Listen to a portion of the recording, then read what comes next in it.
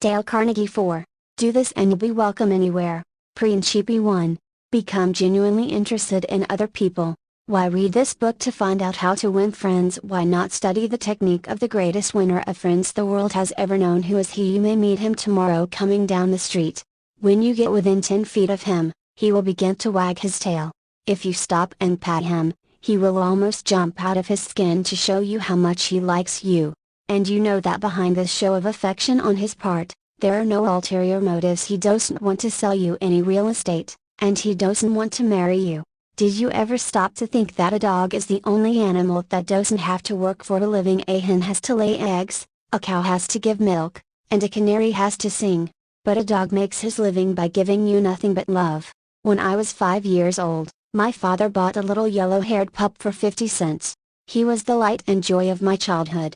Every afternoon about 4:30, he would sit in the front yard with his beautiful eyes staring steadfastly at the path, and as soon as he heard my voice or saw me swinging my dinner pail through the buckbrush, he was off like a shot, racing breathlessly up the hill to greet me with leaps of joy and barks of sheer ecstasy.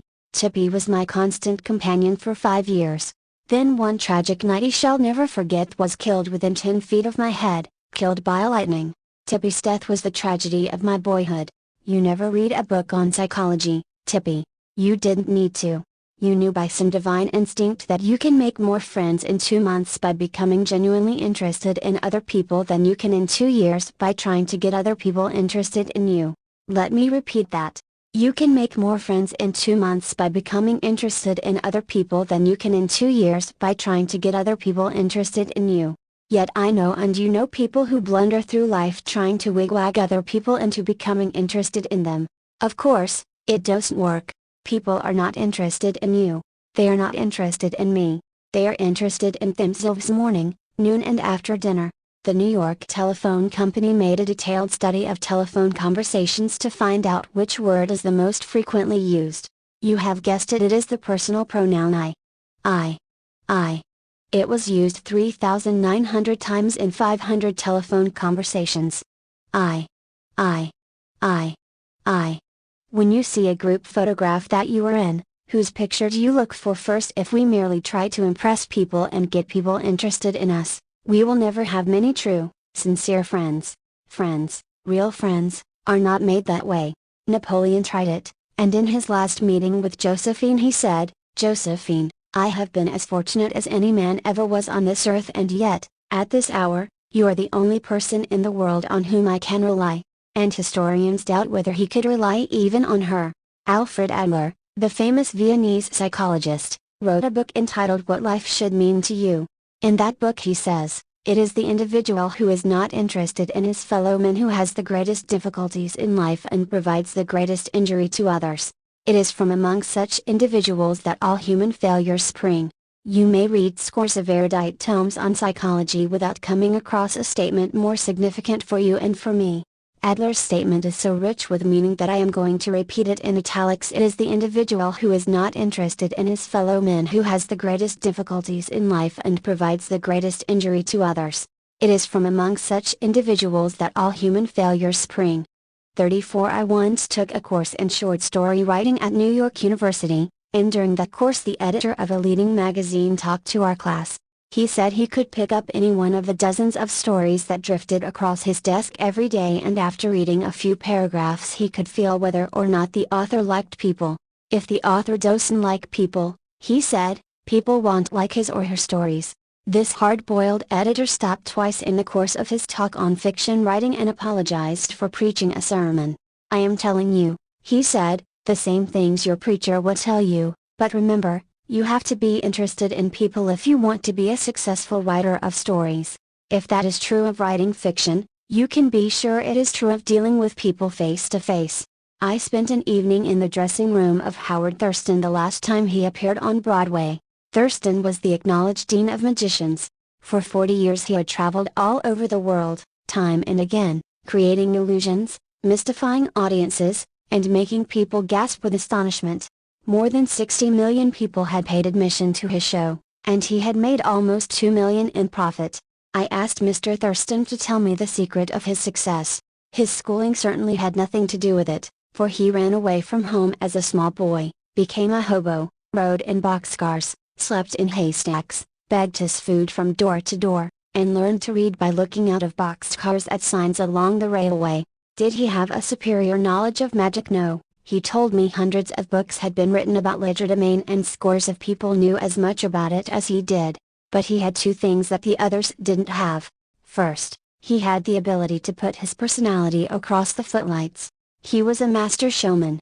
He knew human nature. Everything he did, every gesture, every intonation of his voice, every lifting of an eyebrow had been carefully rehearsed in advance, and his actions were timed to split seconds. But, in addition to that, Thurston had a genuine interest in people. 5. A simple way to make a good impression. Principle 2. Smile. A simple way to make a good impression. At a dinner party in New York, one of the guests, a woman who had inherited money, was eager to make a pleasing impression on everyone. She had squandered a modest fortune on sables, diamonds and pearls, but she hadn't done anything whatever about her face. It radiated sourness and selfishness. She didn't realize what everyone knows, namely, that the expression one wears on one's face is far more important than the clothes one wears on one's back. Charles Schwab told me his smile had been worth $1 million. And he was probably understating the truth. For Schwab's personality, his charm, his ability to make people like him, were almost wholly responsible for his extraordinary success, and one of the most delightful factors in his personality was his captivating smile. Actions speak louder than words, and a smile says, "I like you. You make me happy. I am glad to see you." That is why dogs make such a hit. They are so glad to see us that they almost jump out of their skins. So, naturally, we are glad to see them. A baby's smile has the same effect. Have you ever been in a doctor's waiting room and looked around at all the glum faces waiting impatiently to be seen? Drive. Stephen K. Sproul, a veterinarian in Raytown, Missouri, told of a typical spring day when his waiting room was full of clients waiting to have their pets inoculated. No one was talking to anyone else, and all were probably thinking of a dozen other things they would rather be doing than wasting time sitting in that office. He told one of our classes, there were 6 or 7 clients waiting when a young woman came in with a 9-month-old baby and a kitten. As luck would have it, she sat down next to a gentleman who was more than a little distraught about the long wait for service.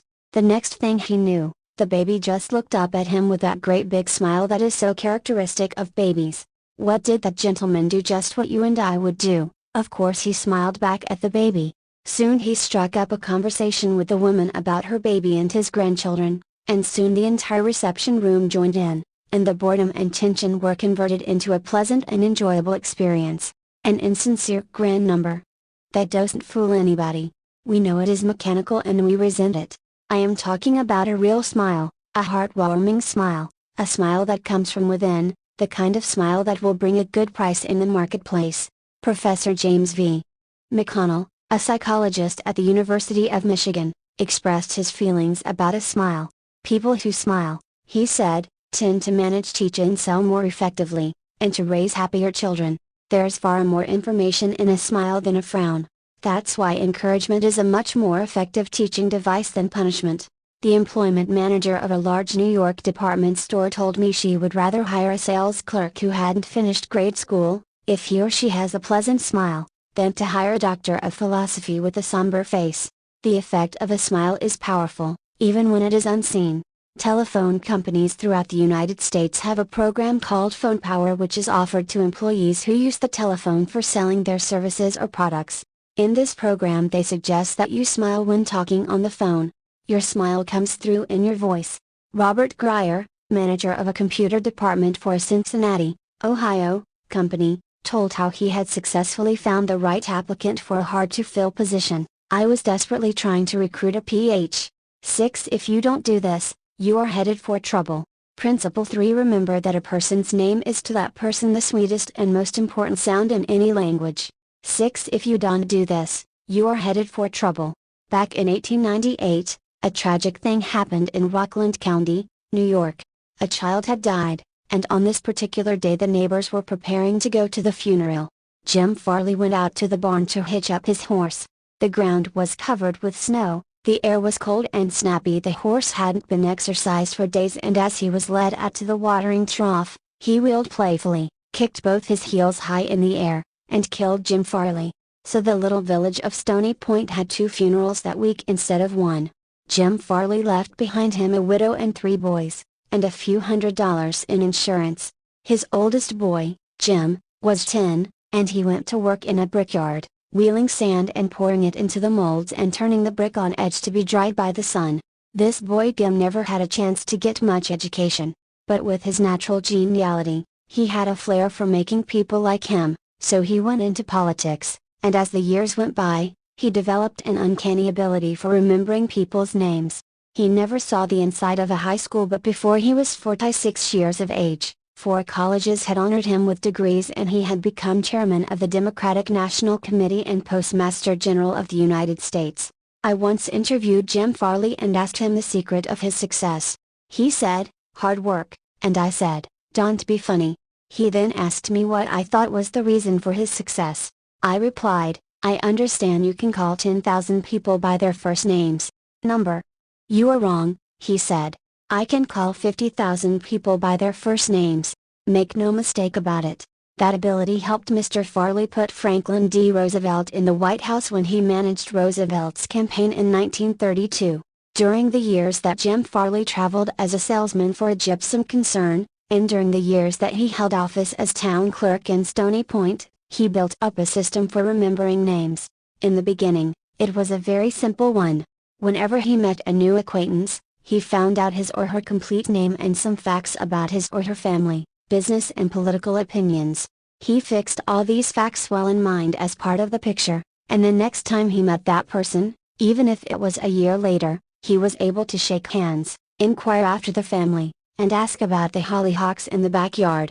No wonder he developed a following for months before Roosevelt's campaign for president began. Jim Farley wrote hundreds of letters a day to people all over the western and northwestern states. Then he hopped onto a train and in 19 days covered 20 states and 12,000 miles, traveling by buggy, train, automobile and boat. He would drop into town, meet his people at lunch or breakfast, tea or dinner, and give them a heart-to-heart talk. Then dash off again on another leg of his journey. As soon as he arrived back east, he wrote to one person in each town he had visited, asking for a list of all the guests to whom he had talked. The final list contained thousands and thousands of names, yet each person on that list was paid the subtle flattery of getting a personal letter from James Farley. These letters began "Dear Bill" or "Dear Jane," and they were always signed Jim. 44 Jim Farley discovered early in life that the average person is more interested in his or her own name than in all the other names on earth put together. Remember that name and call it easily, and you have paid a subtle and very effective compliment. But forget it or misspell it and you have placed yourself at a sharp disadvantage. For example, I once organized a public speaking course in Paris and sent form letters to all the American residents in the city. French typists with apparently little knowledge of English filled in the names and naturally they made blunders. One man, the manager of a large American bank in Paris, wrote me a scathing rebuke because his name had been misspelled.